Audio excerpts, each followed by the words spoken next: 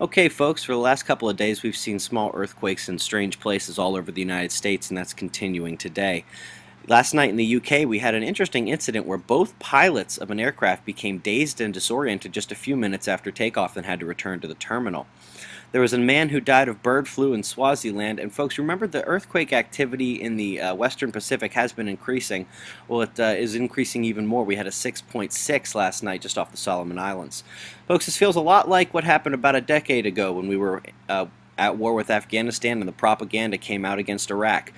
Not saying I have all the answers, certainly not that arrogant, but this feels exactly the same.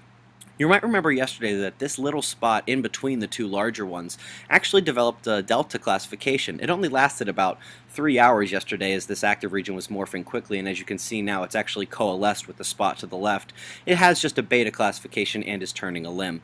Let's have a look at the solar wind telemetry from ACE. Now, the solar wind speed and the solar wind density are both slightly above average, which is strange because we are not getting hit with any space weather right now.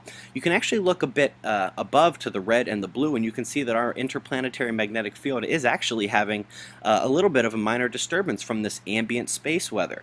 Very strange considering that there's no coronal mass ejections, we haven't had any flares or anything like that, but it's even creating a bit of a disturbance, small one on our Fluxgate magnetometer. The KP index hasn't been zero for days, and despite only that slight disturbance in the magnetic layer, look how juiced up our F1 critical frequency is. And just to give you an idea, at this time of year, looking at the predicted values, we're not supposed to be registering anything at all. So we're pretty juiced up, folks. All those magnetic filaments are still tethered to the sun, could become unstable. Let's watch for that today. And that little dark coronal hole that's turning towards the center of the sun will be hitting us with a strong solar wind stream in 4 to 5 days.